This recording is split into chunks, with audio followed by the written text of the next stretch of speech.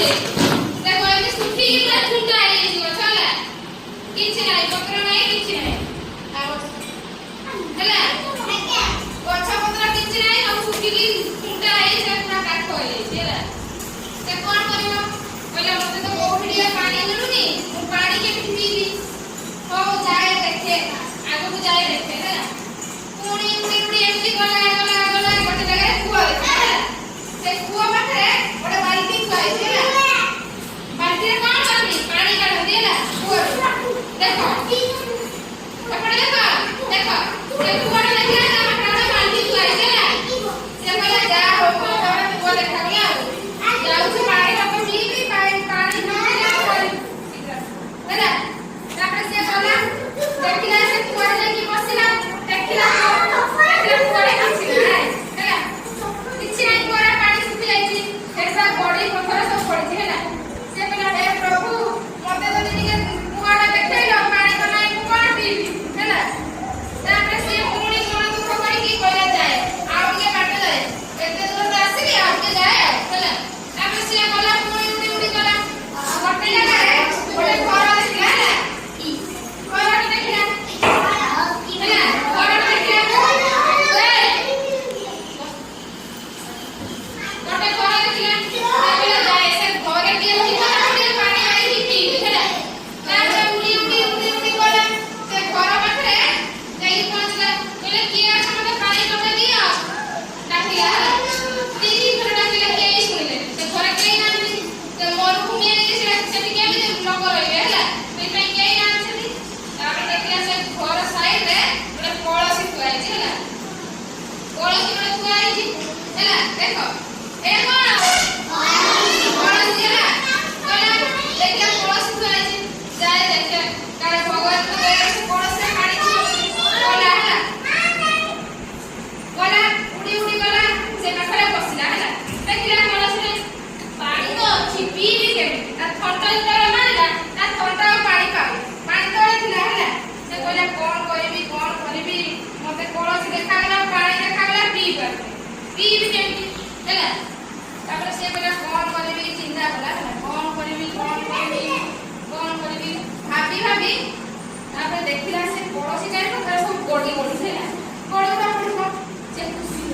ହେଲା ଯାହା ହଉ ପଡିଛି ଆଉ ହେଲା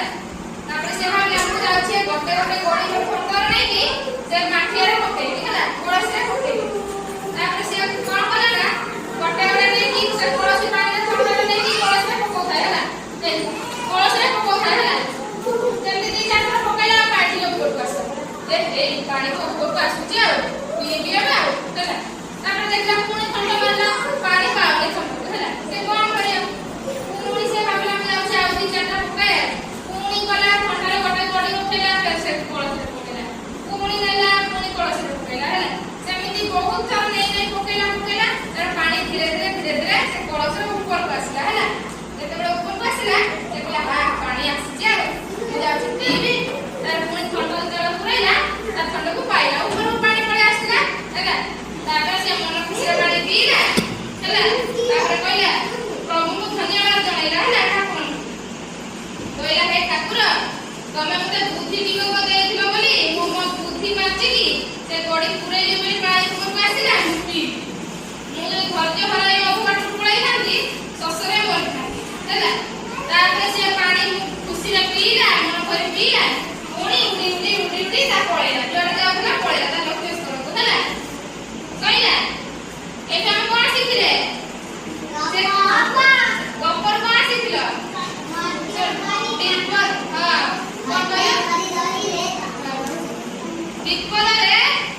ବିପଦରେ ବ୍ୟସ୍ତ ନ ହେଇକି ଧୈର୍ଯ୍ୟର ସହିତ ବୁଦ୍ଧି ଖଟେଇ ହେଲା ଯଦି କାମ କରିବା ସେ ବିପଦରୁ ତମେ ରକ୍ଷା ପାଇବ ହେଲା ସେଇଥିପାଇଁ ଯେତେ ବିପଦ ଆସିଲା ତମେ କେବେ ଧୈର୍ଯ୍ୟ ଧରା ହବନି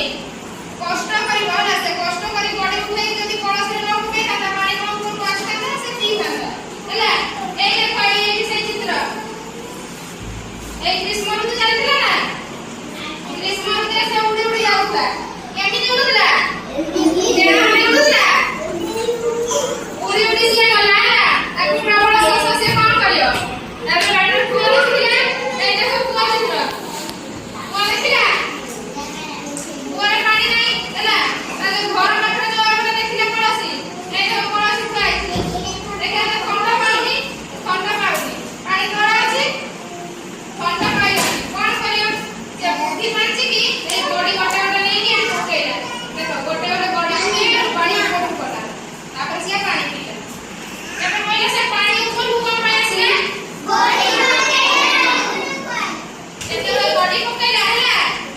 ସେ ବଡିରେ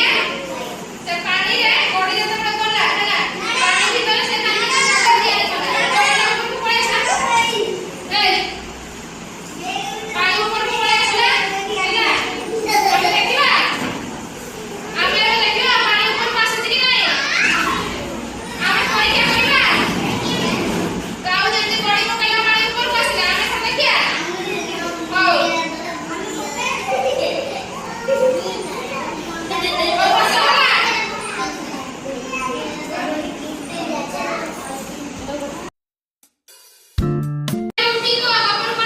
Oi.